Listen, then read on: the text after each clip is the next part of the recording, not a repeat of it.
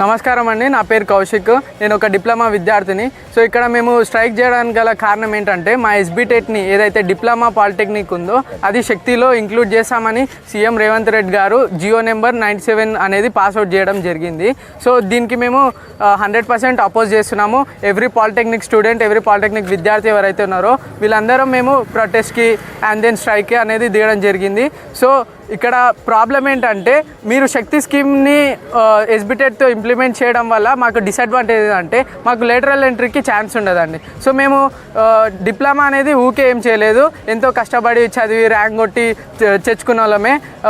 IIT కానీ లేకుంటే వైఐఎస్యు కానీ ఇవన్నిటికీ ఎట్లాంటి సెలెక్షన్ క్రైటీరియా అనేది లేదు. వాళ్ళు ఎలా అయినా జాయిన్ కావచ్చు, ఇంటర్మీడియట్ అన్నా చేసి జాయిన్ కావచ్చు, ఎలా అయినా జాయిన్ కావచ్చు. కానీ డిప్లొమా అయితే అలా కాదండి, దానికి ఒక ఎగ్జామ్ ఉంటుంది పాలిసెట్ అని. సో ఇది రాసినాక మాకు మేమందరం ర్యాంక్ హోల్డర్సే. మేము ఇక్కడ ఎవరికి మాకు ఉచితంగా సీట్లు అనేది ఇవ్వలేదు, మేమందరం ర్యాంక్ హోల్డర్స్మే. సో మీరేం చేస్తున్నారంటే ఈ శక్తిని ఎస్బిటెట్ని కలుపుతామా అని అంటున్నారు. సో దీనికి మేము 100% అపోజ్ చేస్తాము. ఎందుకంటే మాకు ఛాన్సెస్ ఉండవండి, బీటెక్కి వెళ్ళడానికి అసలుకి ఛాన్సెసే ఉండవు.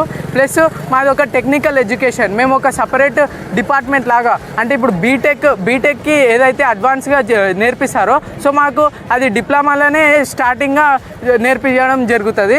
సో మేము ఇంత టెక్నికల్ నాలెడ్జ్ ఉండి, ఇంత స్కిల్స్ ఉండి లాస్ట్కి అదర్ లైక్ ఐటీఐస్ వైఐఎస్యు లాగా జస్ట్ స్కిల్ బేస్కి ఒక 10,000 20,000 జాబ్ల కోసము మీరు ప్రైవేట్గా కొలాబరేట్ అయిన జాబ్ల కోసము మేమైతే ఇది కొలాబరేట్ అయితే అస్సలకైతే జరపము. సో మేము మా డిమాండ్స్ ఏంటంటే ఎస్బిటెట్ని శక్తిలో కలపొద్దు, మా పాలిటెక్నిక్ సపరేట్గానే ఉండండి. అంత కావాల్సి అనుకుంటే మీరు వేరే డిపార్ట్మెంట్స్ని కలుపుకోండి, మాకు ఎట్లాంటి అబ్జెక్షన్ లేదు. కానీ ఎస్బిటెట్ని మాత్రం అస్సలకి కలిపే ఛాన్స్ వద్దు. ఎందుకంటే ఎంతోమంది అరౌండ్ ఒక 2 lakhs పాలిటెక్నిక్ విద్యార్థుల జీవితం అనేది నాశనం అవుతుంది.